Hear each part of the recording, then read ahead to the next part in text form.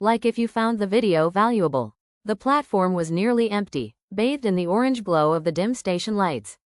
Meera pulled her shawl tighter around her shoulders, her breath forming little clouds in the chilly night air. It was 11:45 p.m., and she was waiting for the last train home.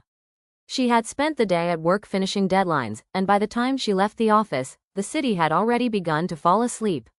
She sighed, tired but relieved, and stared down the tracks. That's when she noticed him. A young man, perhaps in his late 20s, was standing at the far end of the platform. He was tall, with a quiet presence, and seemed lost in thought as he looked at the tracks. He wasn't scrolling through his phone like most people. Instead, he just waited. The train's horn echoed in the distance. Meera stepped forward just as the stranger did, and they ended up side by side near the doors. The train screeched to a halt, and they both boarded the same compartment. It was nearly empty, just a few scattered passengers. She chose a window seat. Moments later, the stranger sat across from her. For a while, silence stretched between them, broken only by the clattering of the train. Then, she glanced up. Their eyes met. "Long day?" he asked softly, his voice warm, almost hesitant. Meera gave a tired smile.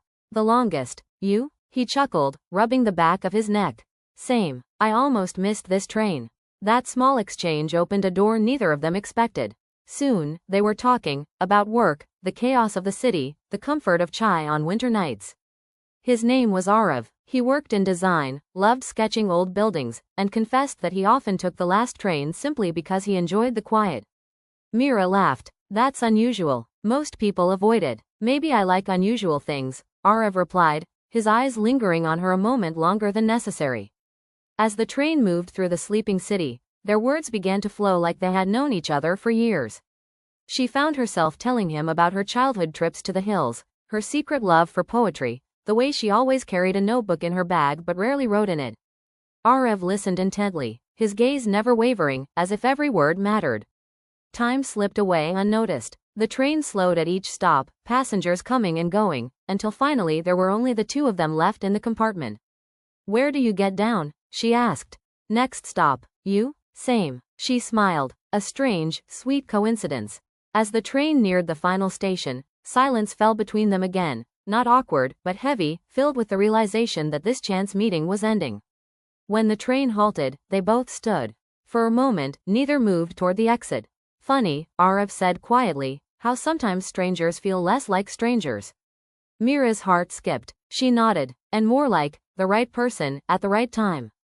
Outside, the night air felt colder. They walked side by side toward the station gate, their footsteps echoing. At the exit, Aarav stopped. "Can I?" He hesitated, then smiled nervously. "Can I see you again?" "Maybe not on a train." Meera's lips curved into a soft smile. She reached into her bag, tore a page from her notebook, and scribbled her number. Handing it to him, she said, "Only if you promise this won't be the last train we take together." Aarav's grin widened, the kind that could warm even the coldest night. "It's only the first." And as they stepped out into the quiet streets, the city asleep around them, both knew something had changed forever. Sometimes love doesn't arrive with fireworks or grand gestures. Sometimes, it simply arrives on the last train of the night, quiet, unexpected, and just in time.